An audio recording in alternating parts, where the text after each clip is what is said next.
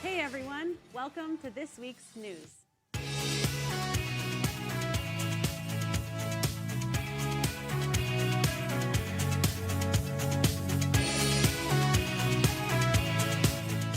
Coming up this Friday, August 25th, from 5:30 to 7:30 in the hall, we are having a family movie night.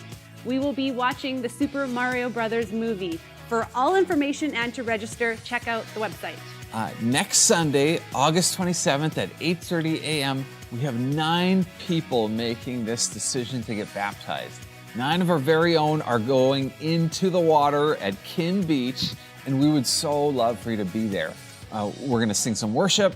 We're going to just fill the cove with praise. We are going to see these huge decisions of I'm going to follow you, Jesus, for the rest of my life. We're so excited. So we would love to see you come join us. So mark it on the calendar. We'll see you then. And don't forget, Party in the Park, Sunday, September 10th.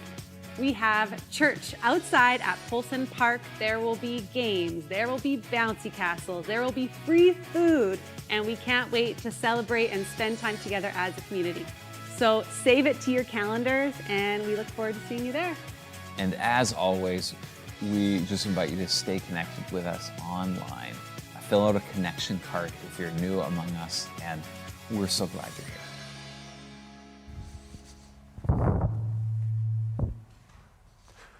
All right, I don't know what's going on in this room. I have 2 theories. One is that suddenly all of you took up cigarettes this week, or we just finished a cigar convention and we didn't clear the room very well before what's going on here. So I'm not sure what is going on with our fresh air intake, but if your throats are feeling a little scratchy, mine are too, and I don't have to look at that.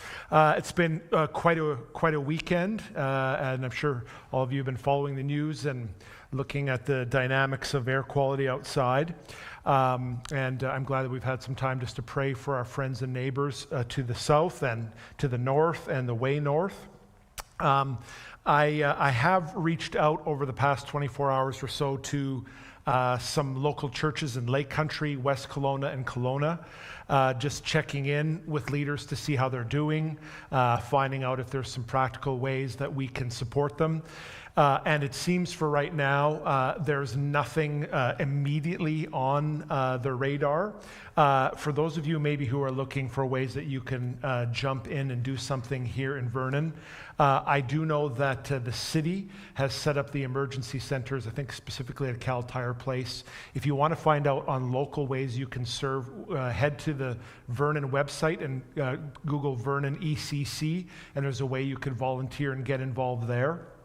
I'm not sure, as you know, these situations have take a life and a shape of their own. But one idea we had is just to maybe make you reservists in some sense of the word, and that if we find out that whether it's the city, some sister churches in the central Okanagan that are looking for help or support or some ways that we could serve them in appropriate ways, we thought that if you wanted to just say, well, I would be interested in knowing about that, why don't you email us at info@vernonalliance.org, and if something comes up in the immediate term, sometimes actually the practical ways we can serve, they happen in a more of an ongoing way. It'll unfold in the coming weeks. But if you let us know, just give us your name and send an email there, then we'll compile a bit of a list. And if there is something that comes up that we might be able to mobilize or do, then we'll let you know about it. And if you don't hear from us, you'll just know that we got nothing, and you got to find other outlets for your serving desires. So info@vernonalliance.org, and just drop us a note and let us know that you're ready to go. We are in Luke chapter 6 this weekend, and this is the second last week of our Follow Him series. Next weekend, my friend Jeff Heth will be preaching, and he will take us into Luke chapter 7, and then we're going to shift gears as we get into the fall. But I know I very much enjoyed it, just getting into Jesus' life and his teaching, particularly the past month or so as we've been in this sermon. The staff team that is getting to know me a little bit knows that I'm not really a social media guy. I'm on Facebook a tiny bit. I hardly Instagram at all. But I do have some guilty pleasures when it comes to some YouTube videos. And one of the kinds of videos that I like watching are mountain bikers who post videos of their own rides. And you can watch them with the GoPro do these rides, find out what the trails are like, find out the crazy stuff that guys and girls are doing on the West Coast and in Squamish, and learn how other people navigate trails and just what's out there. And I was glad to see just this week that some Vernon trails were getting featured by one of my favorite YouTubers. And I wanted to share just a little bit of a clip of a Canmore YouTuber who was just at Cal Park in July, and he rode a trail that I rode. It's a trail known as 36. So to see this little clip of one section of 36. Even spicier somehow. Oh, this is the guy. Let's just take a little look. Yeah, it's pretty. It's like a big version of the Canmore slap. Oh yeah. It's This big. is sweet. It's got a nice compression at the bottom there. So good. Just lean your bike in the corner, activate those side knobs, and you're good. Yep. Is that what those are for? Yeah. You can roll without your feet on the pedals. I dare you.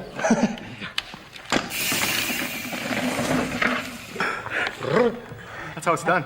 That was faster than I thought he was gonna go. All right, baby.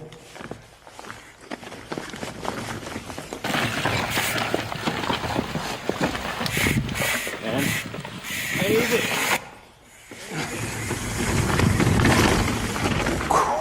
you. It's not scary at all. It's fine.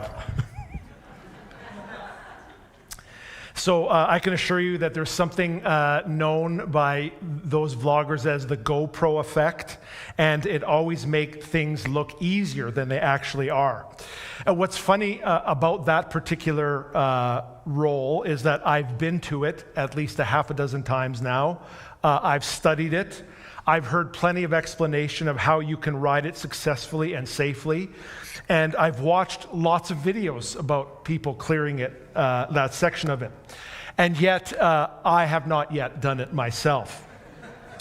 And my wife would suggest that watching videos about how to do something and talking endlessly about how other people do stuff, all of that, in her mind, is a waste of time. Because just watching it or hearing about it is a far cry from actually doing it. Cindy's opinion, coincidentally, is somewhat similar to an opinion that Jesus himself holds on to. And there's a little story that he told that's about this that I'm sure that many of you have heard before, and it is in our section today in Luke chapter 6, starting in verse 46. Even spicier somehow.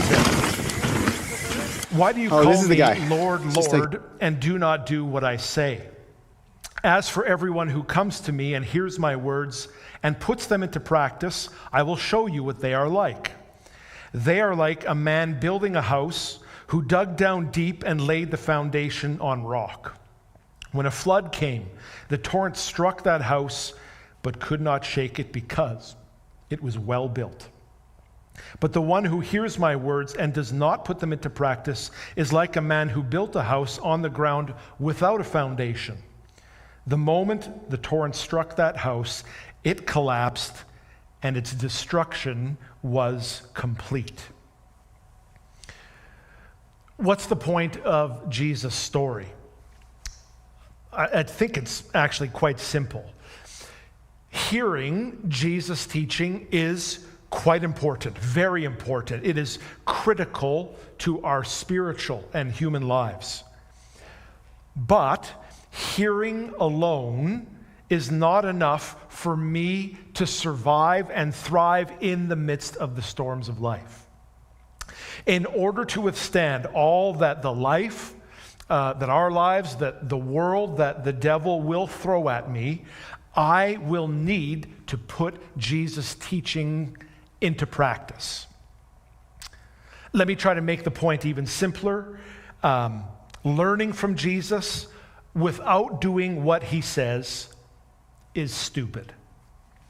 It's senseless. It lacks common sense. Let's put this in context, because Jesus told this story at the conclusion of his most famous sermon, the Sermon on the Mount in Matthew, the Sermon on the Plain here in the book of Luke. And depending on which version of his sermon that you read, he talks about all kinds of good behavior, being salt and light, loving our enemies, keeping our vows to our spouses and other people, praying, giving our worries to him, not judging others, doing unto others as we would have them do to us. And many people, Christian or otherwise, consider this some of the most brilliant and sophisticated ethical teaching ever given by a human being. And the conclusion that Jesus puts on that entire package is this story.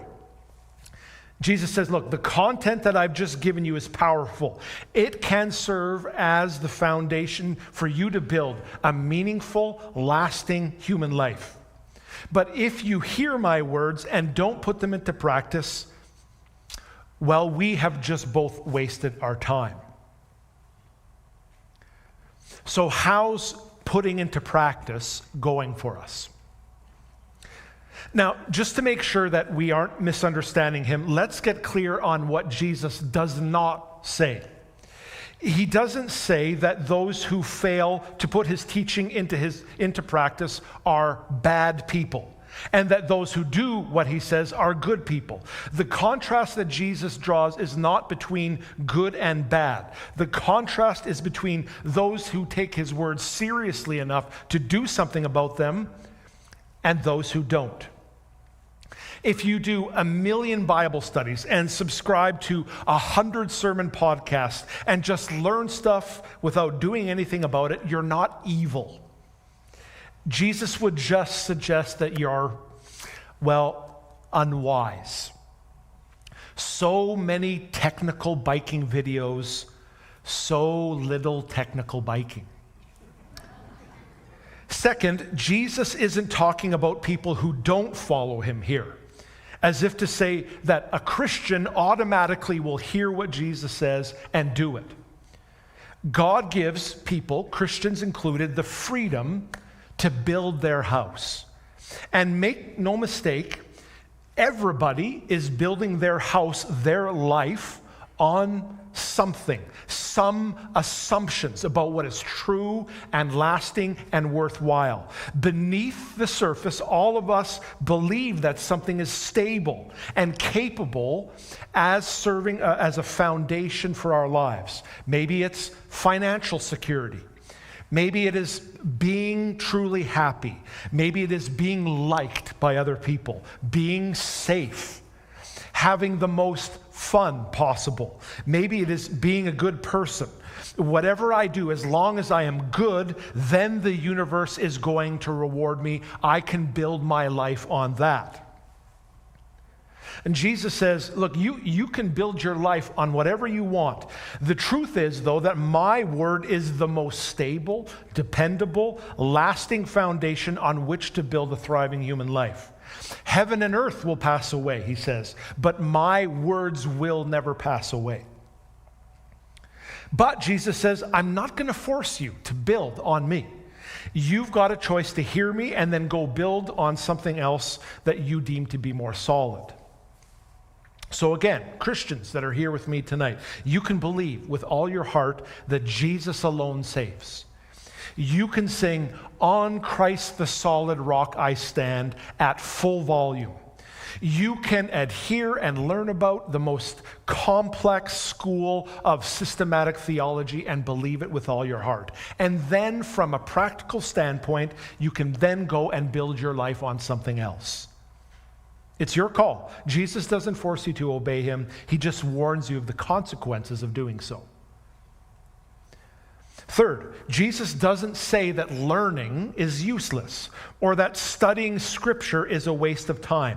After all, you can't do what Jesus says if you haven't heard what he said in the first place, right? He's not against learning the Bible, learning theology.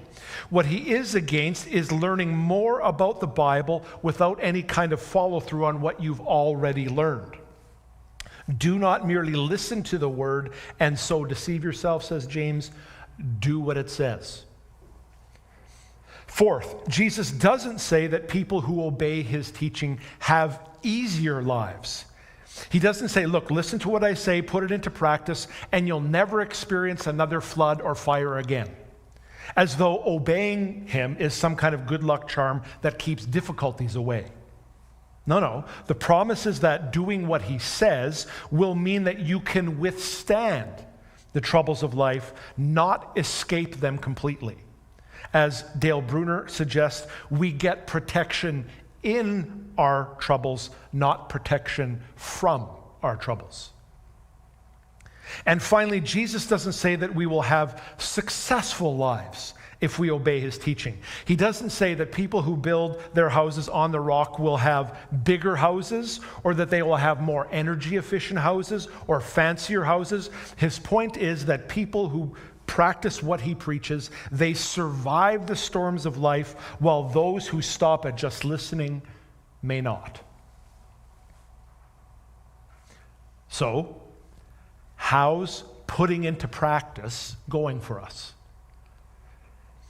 Let me take you back to the spring of 2020 when I still lived in Alberta. It was still very early days of the pandemic, and we as a staff team were thinking about how we were going to do church life in the fall of 2020 and the winter of 2021. And what was clear to us then, although we didn't know what was going to be ahead, is that it wasn't going to look the same. There was going to be all kinds of challenges brought about by the pandemic, whether that was health or family or work, societal changes, people having lack of support. So we began to have serious discussions about what we should do to keep our church healthy at this time and provide support for them. And our first idea was, well, let's kick teaching into high gear. We will develop courses that will help people learn what God says, and we will make videos and lesson plans, and we will deploy them across the church. And with kind of a rough plan in my mind, I went and had a conversation with our district superintendent, which it sounds very fancy, our bishop, the leader, the guy who supervises the churches in Alberta. And I told him that we had in mind a very extensive curriculum and that I thought it was great and I wondered what he thought. And to my surprise, he shot our idea down. Gently, but he still shot it down. And the gist of his critique went like this. Jason, do you think that Christians in Alberta are short on good biblical content? That they don't know what Jesus expects of them? Therefore, your job as pastor is to develop more lessons to help people know more about what the Bible says, and when they know more, that will help them through difficult times. He said, look at all the content that is out there already. You can go now via the internet pretty much to any church you want to in North America. Through Amazon or whatever bookseller you use, you can order a selection of hundreds of thousands of great Christian and theological books and have them arrive on your door in 2 days. There are podcasts, blogs, magazines that are available to you on your phone at any time, day or night. So if the secret for human beings thriving, for Christians doing well in difficult times is more Bible content, more available Bible studies, hearing more of what Jesus said, then Canadian Christians should be absolutely killing it right now, right? So while he didn't directly pull out the story of the builders, my district superintendent's suggestion was that we put more effort into helping Christians practice what they already know to be true, rather than simply learning more truth. And I think he had a point. And I'm saying this as someone who has dedicated a significant chunk of their life to teaching the Bible to people. 15 to 20 hours of most of my weeks is dedicated to helping us learn more. But even I have observed the loop that I can get myself into from week to week. Learn, learn, learn, Jason. Study, study, study. Read, prepare, think, preach, preach, preach. Okay, Sunday morning, that was a decent sermon, Jason. I don't know, 6.5 out of 10. You even learned a lot in just preparing that sermon. Great. Okay, what's next? What am I going to teach? And what are you all going to learn about next week? And let's do it all over again. Which raises an important question that someone else has asked. Have we been educated beyond our capacity to obey? Put that in your cigar and smoke it. Maybe I don't need another seminar on what Jesus says about loving my wife. Maybe I need to work with Jesus and her and a few trusted friends to change behavior that isn't loving. Maybe I don't need another book explaining the meaning behind the Greek word for self-control, and maybe I just need someone to kick my butt for reaching into the cookie jar every time I'm about to go to bed. Maybe I don't need a seminar on how Ignatius of Loyola developed a system for the devotional life. Maybe I just need to make time for my devotional life. Maybe I don't need to hear the latest podcast on why it's important to have a few close friends to hold me accountable on my behavior. Maybe I just need to develop some relationships with a few close friends who will hold me accountable for my behavior. Dale Bruner commenting on this. The house that crashes is the house of Christians that find Jesus' words important enough to hear, but not realistic enough to live. For such Christians, his teaching is not practical enough for the demands of modern life, or is too naive for contemporary fast lane life, or too spiritual for urgent modern causes, or perhaps most commonly of all, it is just too hard. For whatever reason, Jesus' words are only heard, they are not done. And Jesus sees this chemistry of hearing plus non-doing as forming a compound of sand. The rains come down, the torrents strike our houses, and they collapse completely. And this time, at least 2023, is seeming to be, in the past few years, a season of storms and floods, is it not? I confess that I only, as a middle-aged man, have middling experience in life. Lots of you here have lots more experience, but from where I stand and my experience living up till now, it does seem stormier out. We've just navigated a global health crisis. We've come out now of a period of optimism in Europe, particularly Eastern Europe, after the fall of the Berlin Wall, which happened when I was just in high school. That optimism has now completely collapsed. The estimate coming out on Friday that we could have 500,000 dead or wounded in Ukraine. Here at home, as I look around, Canadians, my friends, used to think of evangelical Christians like us as a little odd, a little weird. Now it seems that many of our neighbors are wondering if we might be a harmful rather than positive presence in our country. Canadian values are changing, and in some ways they are changing rapidly. We also now have an increasing pace of polarization of our political views. Increasingly, too, people on both sides of that spectrum villainize the other side and hate people who don't see the world the same as they do. It is harder, in my mind, for people on different sides of the spectrum to work together for mutual goals. I think we did that better in the past. All my life, we've talked about climate change and the risks of putting a pressure on the environment and what might happen as a result. And here we are. Now, make no mistake, 80 years ago, it was worse. 80 years ago in Coldstream, we were preparing young men for the largest amphibious invasion in human history. In the 40s, we had global conflict, millions of people dying, Nazism, dropping atomic bombs on cities, and a very real attempt at the extermination of an entire people group. So let's not overstate our assessment of how bad it is right now. It's been worse. But, in my opinion, using Jesus' analogy, it does seem that it has gotten stormier. Are we naive to assume that we will thrive as Jesus people with a little lesson here, a little lesson there, some daily bread, go to church, and all will be good?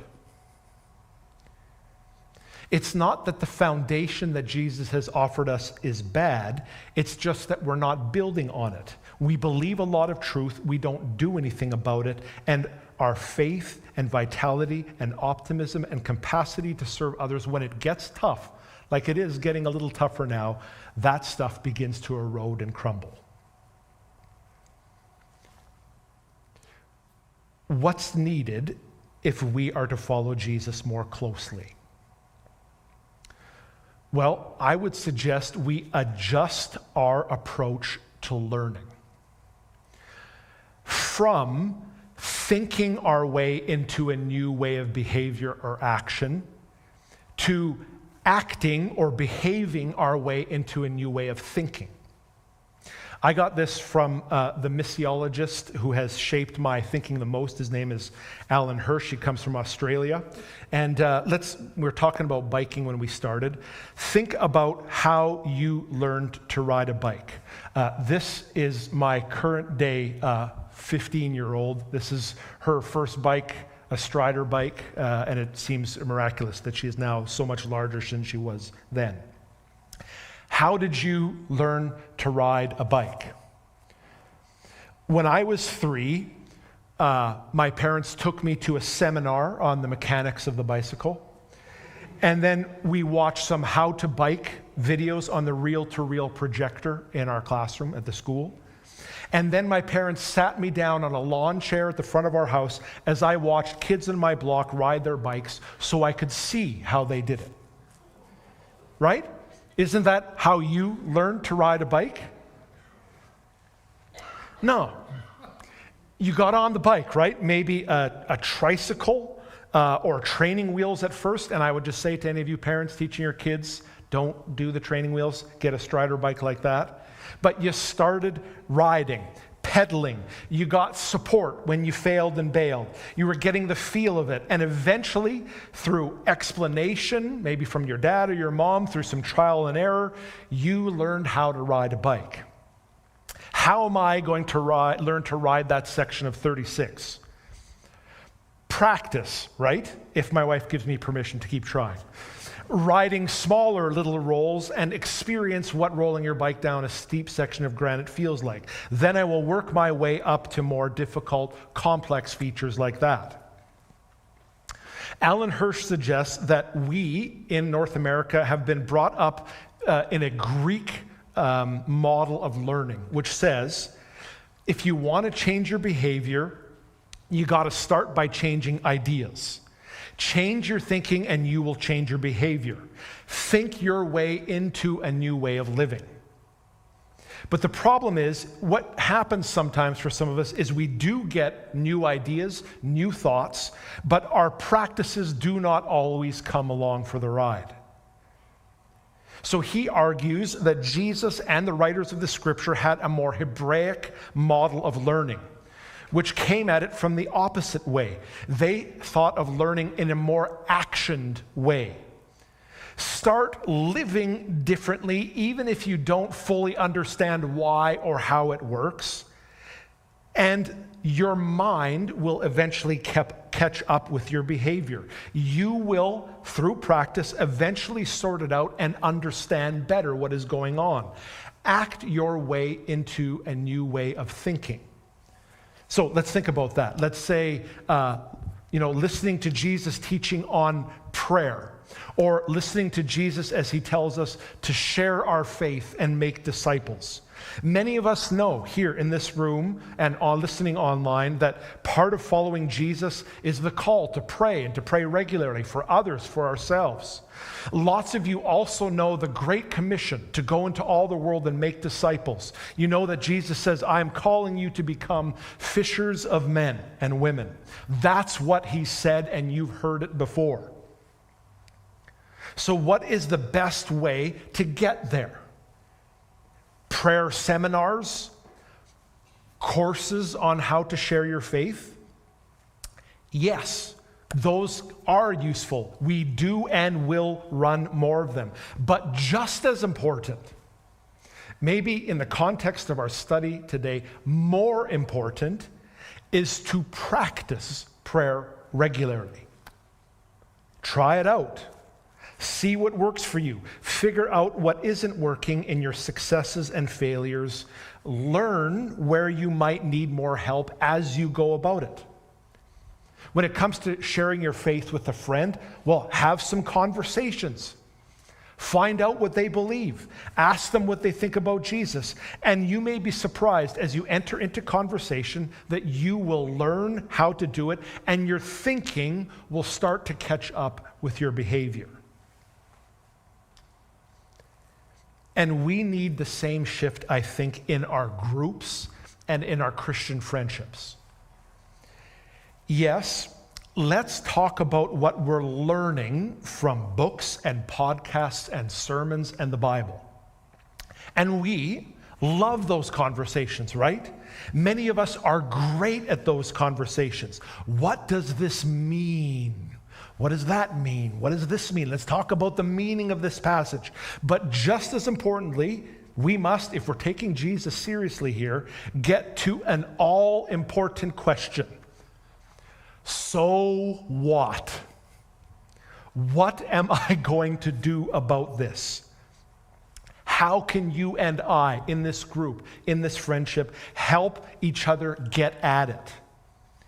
If all we talk is about meaning and about ideas without getting to application, life change, we could be missing the point of what we're learning about and studying. I remember one of my favorite times of life was going to Regent College, getting my master's degree, studying with people like 10 times more brilliant than me. I went to Regent to learn that I was not as smart as I thought I was. It was a very good experience. And we would get into the Bible and get into theological discussions about ideas and books that people had, and people would drop complex, deep questions. And I remember listening to our discussion of some of these ideas, and I thought to myself, look, less than 0.00005% of the world's population will ever think of that question again. Is it really worth our study? I'm sure it is for some. I don't criticize my academic friends. But let's not get into the minutia while avoiding the bigger picture of what we're learning and studying together as we grow as a church family. My dream for us as a church is that we become much more than a community that learns together, but that we will be a community that practices together. I don't just want to learn about riding my bike down amazing trails. I want to ride my bike down some amazing trails. I don't want us just to learn about how to follow Jesus and understand what he meant when he talked about the abundant life we could have through him. I want to have abundant life. So, through the power of the Holy Spirit, let's do something. Everyone who hears my words and puts them into practice is like a man building a house who dug down deep and laid the foundation on rock. When a flood came, the torrent struck that house but could not shake it because it was well built. Would you stand as I pray for us?